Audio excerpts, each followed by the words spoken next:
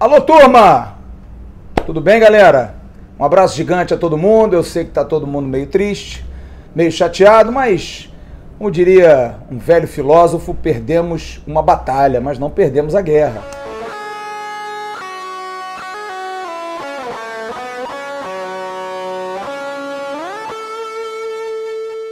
A esperança continua, o Vasco perdeu para o Flamengo na decisão de pênalti. E o que mais dói, né? Perdeu os 49, quase 49 do segundo tempo.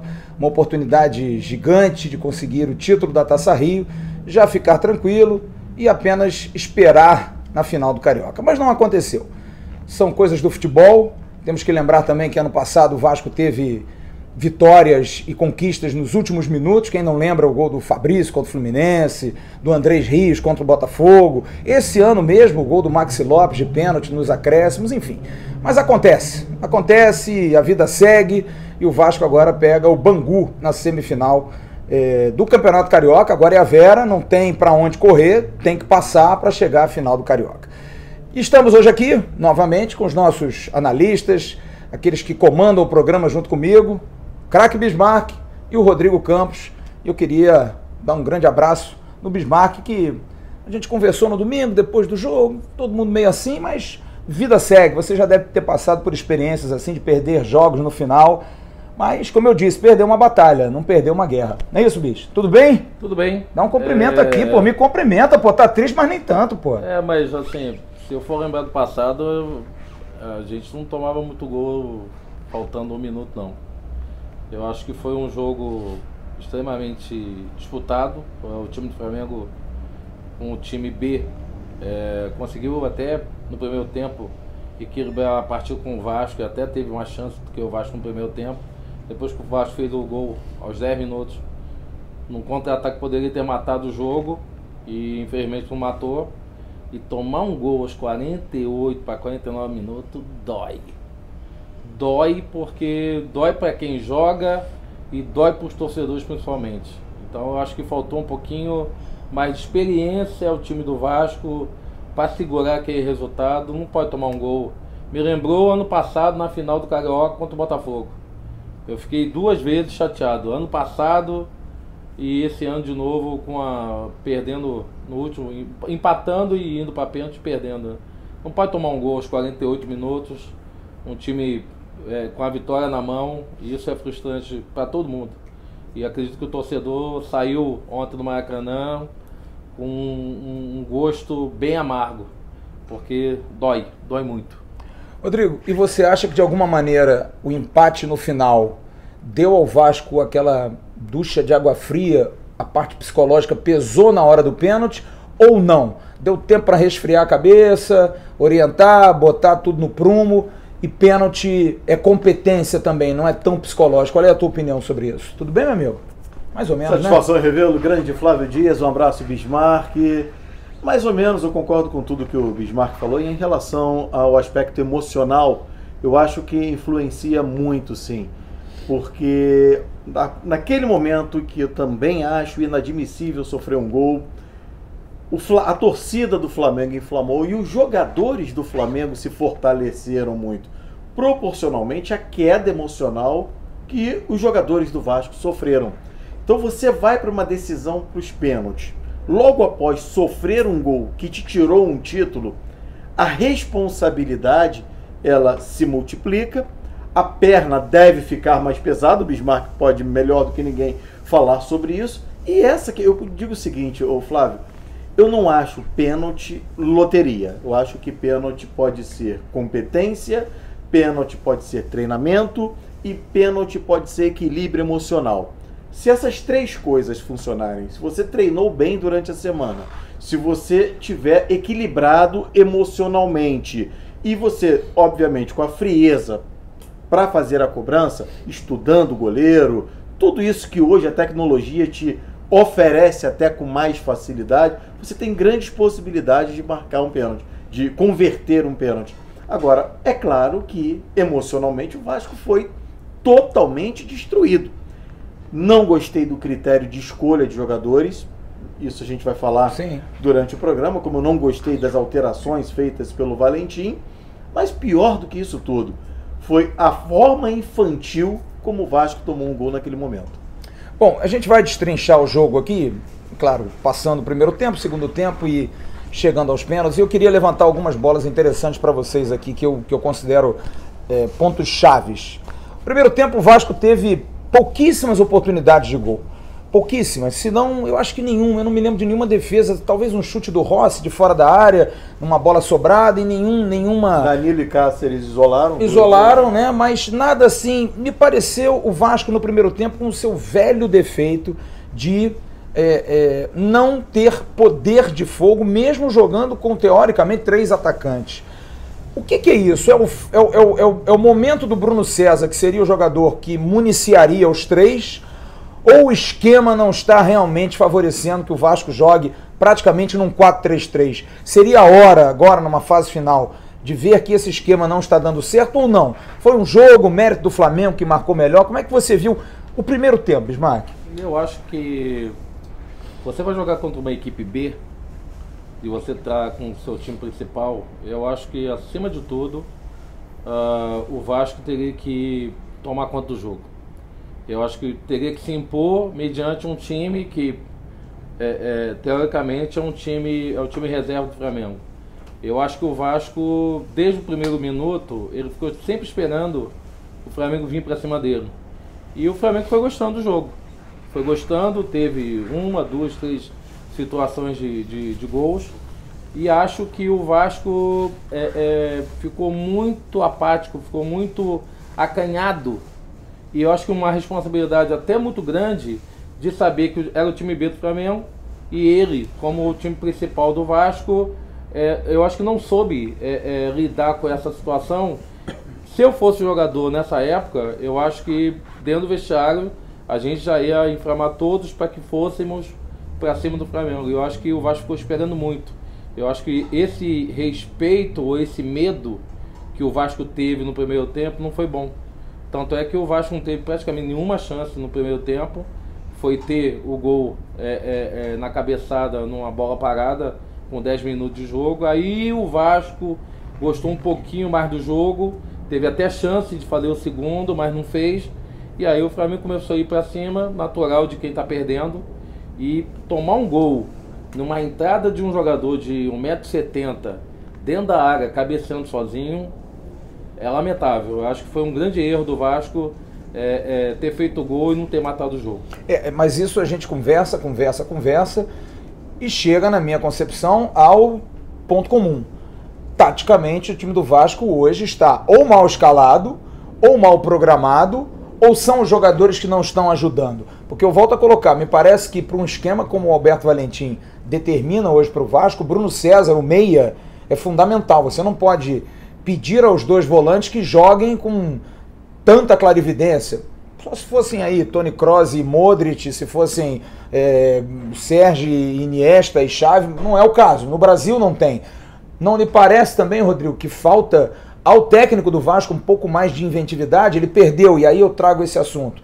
O Bruno Silva, volante, e o Leandro Castan no primeiro tempo por lesão.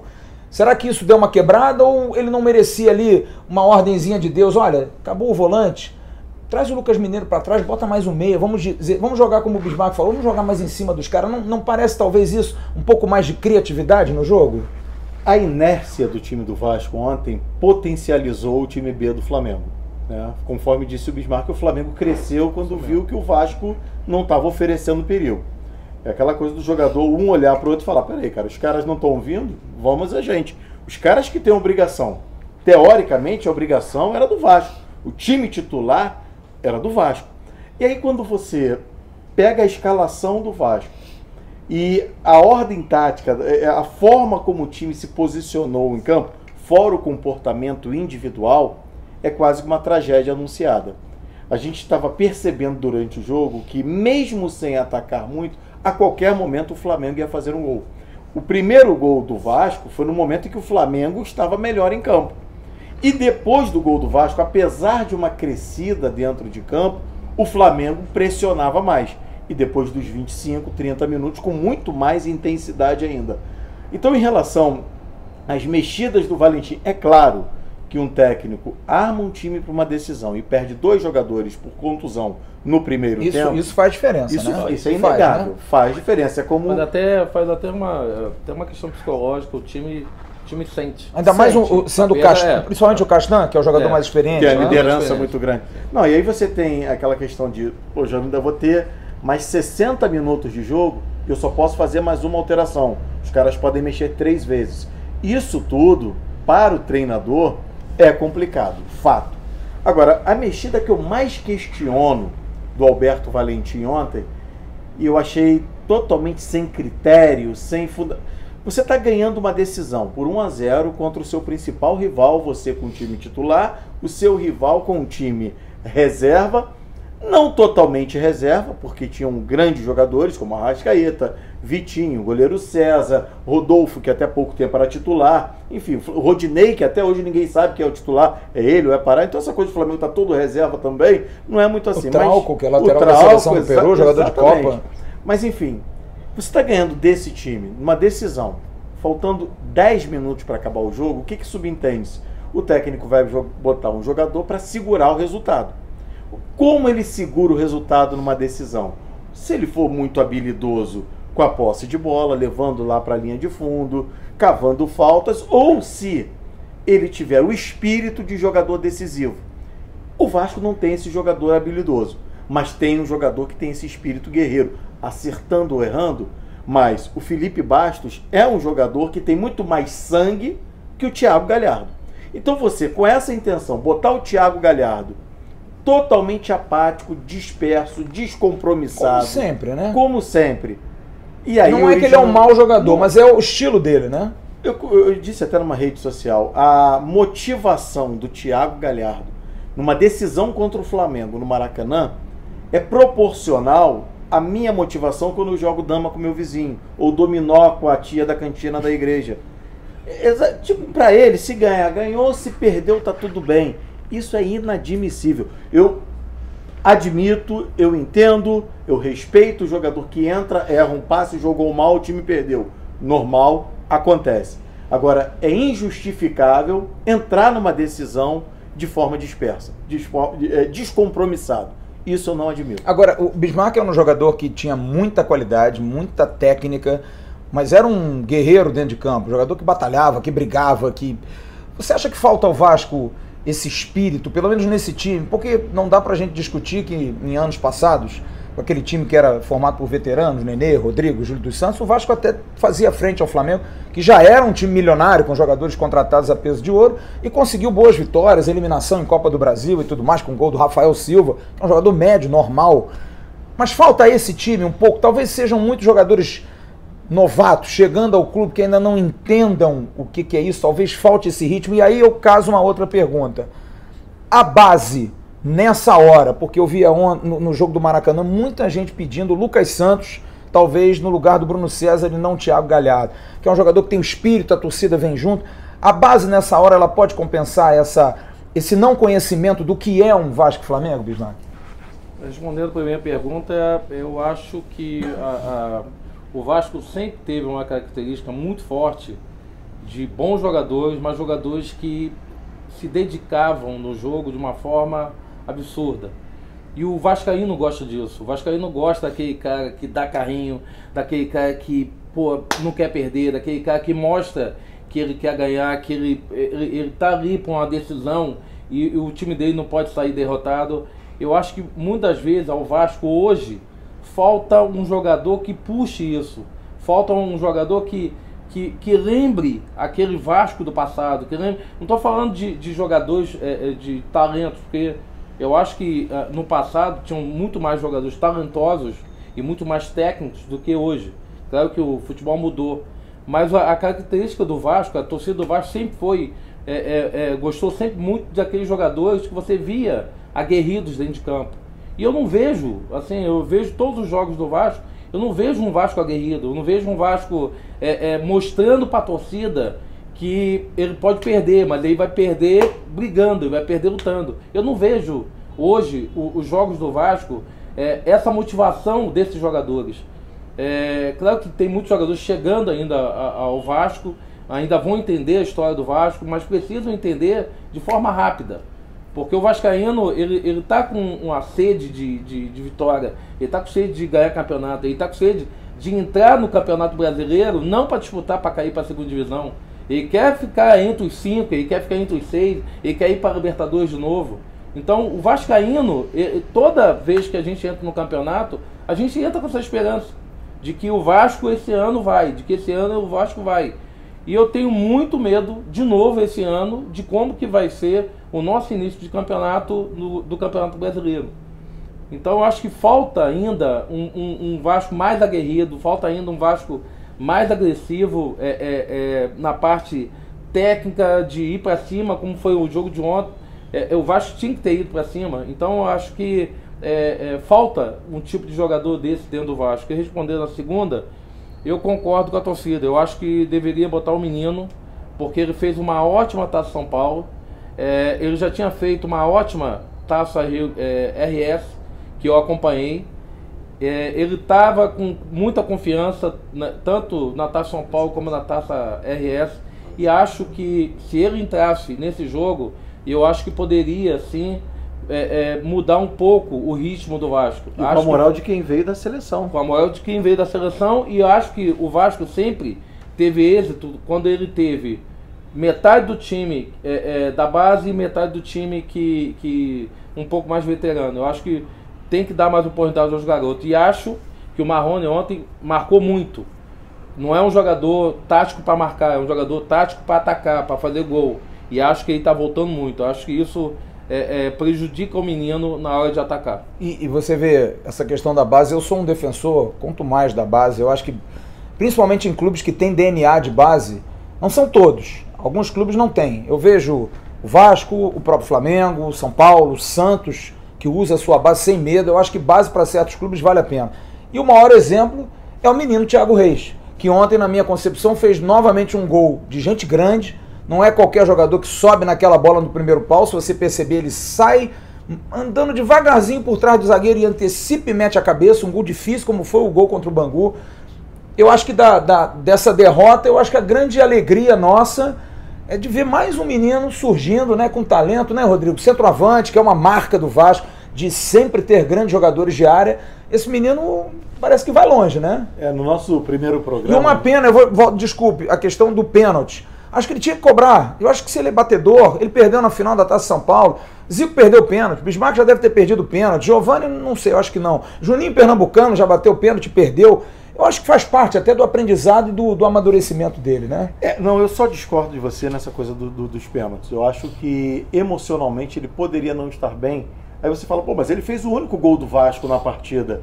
Mas pela forma como se deu o empate, no finalzinho, de repente os jogadores mais experientes seriam mais interessantes. Mas não o Erley. Aí que pergunta o Erley, o que passou na cabeça do Valentim? Pô, o Erley me deu o título carioca no ano passado, quando o Valentim era técnico do Botafogo e ele perdeu o pênalti pro Vasco. Será que ele vai me dar o título de novo? Não, não deu. Mas aí eu fico pensando, a gente já tá no finalzinho, eu fico pensando, não bate o Thiago Reis. Quem é que bate? Lucas Mineiro. Tá, mas aí precisava bater mais 4. Quem é que bate? O Cáceres? Não, tudo Quem bem. é que bate? O Ricardo Graça, o Raul? Eram jogadores que talvez tivessem a menor experiência do que o Thiago. O Thiago, pelo menos, tem a credencial de artilheiro, de metedor de gol, né? Eu não vou crucificar de jeito nenhum o menino. Sim. Aliás, no programa passado eu elogiei ele, achava que naquele jogo contra o Bangu deveria ser o titular do time, fez o gol da vitória do Vasco. 4 jogos, 4 gols, o menino tem um potencial muito grande. Agora, essa coisa da base que você falou, você fala isso já há algum tempo, né, que a gente sempre está trocando figurinhas em relação ao Vasco, e o DNA do Vasco é, sim, de revelar grandes jogadores e colocar esses caras para jogarem. A gente tem um aqui do lado, exemplo, né? Exemplo, exatamente. Exemplo, claro. E isso fortalece. Se o Lucas ontem entrasse, o Lucas Santos entrasse com o menino lá na frente, o Thiago, ele já tem um entendimento muito grande. Um já conhece o outro no olhar, a forma como corre, onde ele quer receber a bola. E ia jogar para cima do Flamengo uma correria muito interessante. Sim, né? Ia fazer com que o Flamengo baixasse a bolinha lá atrás. Peraí, a gente não pode ir porque tem esses 2 moleques aqui. Como é que eu vou para lá e vou deixar esses caras aqui? Claro que uma hora o Flamengo ia ter que se expor. 1 a 0 não interessava para o Flamengo, mas abriria uma ampla possibilidade de um contra-ataque fatal do Vasco com quem tem velocidade, não com o Thiago Galhardo, que perde no último, a bola do jogo. Parou, pensou, lembrou da novela, o filme que eu vou ver quando chegar em casa, e o Flamengo no contra-ataque fez o gol. Mas é bom deixar claro para o torcedor do Vasco que, diria um grande narrador esportivo, que enquanto há bambu, há flecha. O campeonato não acabou, tem muita coisa para rolar ainda. O Vasco enfrenta o Bangu no domingo. A gente essa semana vai voltar para falar ainda de Vasco e Bangu. Volto a dizer, não há o porquê de desespero. O Vasco melhorou seu time do ano passado, tem ainda muitas carências. Quem não tem, todos têm. E o Vasco com certeza pode chegar ao título carioca. Eu queria que vocês curtissem, compartilhassem, pudessem se inscrever no canal, avise aos amigos nas redes sociais. Fale, olha, o Atenção Vascaíno está dando show lá e eu vou me despedir do Bismarck. Aproveitar até o Bismarck contar da agenda, está fazendo muita palestra, viajando para o Japão. Me conta um pouquinho aí. Eu tive já 2 vezes esse ano ao Japão. Eu fui em janeiro e fui agora no mês de março.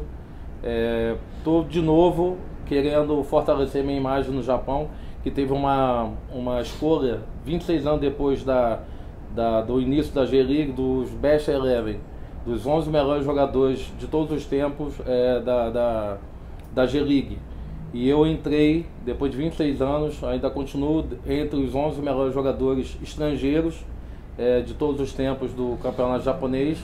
Estou conseguindo já uma agência para que possa fortalecer a minha imagem lá, fazendo palestras, fazendo clínicas com crianças.